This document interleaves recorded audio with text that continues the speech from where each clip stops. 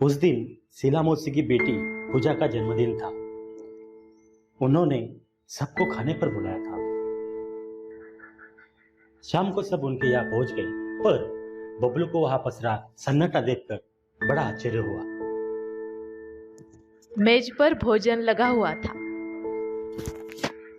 गुब्बारे और रंगीन झालर भी सजे हुए थे, पर कमरे में बिजली की रोशनी नहीं थी।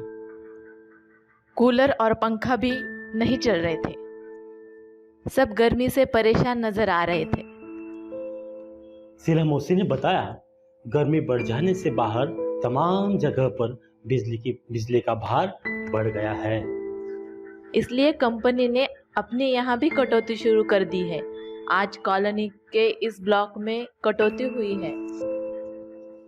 फिर बारी बारी से दूसरे ब्लॉकों में मतलब विभागों में भी कटौती शुरू करेंगे। इससे क्या, हम पूजा का जन्मदिन हंसी खुशी मनाएंगे ही। शीला मौसी ने पूजा की आरती उतारी और सभी को मिठाइयाँ बांटी। हैप्पी बर्थडे बोलकर सबने पूजा का जन्मदिन मनाया। सभी बच्चे मस्ती करने लगे। सारे बच्चे मस्ती में इतने दंग हो गए थे कि कुछ देर के लिए गर्मी की परेशानी भी भूल गए। फिर भी वह खाने में जुट गया।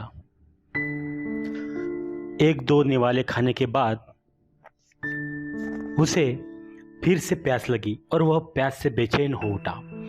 गर्मी बबलू को अलग परेशान कर रही थी। वह पानी पानी ऐसे चिल्लाने लगा, लेकिन पानी का जग खाली पड़ा था। बबलू की बात सुनकर शीला मौसी ने उसे बताने लगी कि उनके ब्लॉक की पानी की टंकी की सफाई हो रही है। इसकी वजह से टंकी में से सारा पानी निकाल लिया गया था और इसलिए किसी के भी घर में पानी नहीं आया है।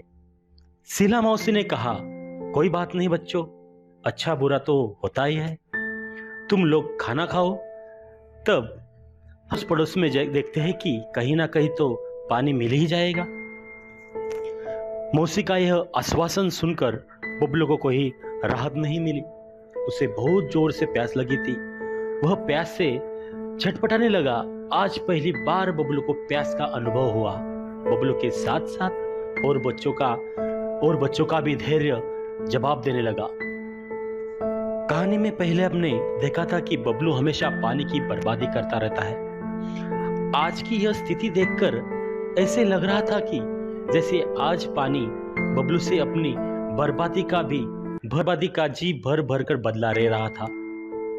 तो बच्चों, हमें इस कहानी से यह सीख मिलती है कि हमारे जो प्राकृतिक संप्रदाय है उनकी हमें बचत करनी चाहिए। जैसे पानी, बिजली, ये हमें बचाने चाहिए।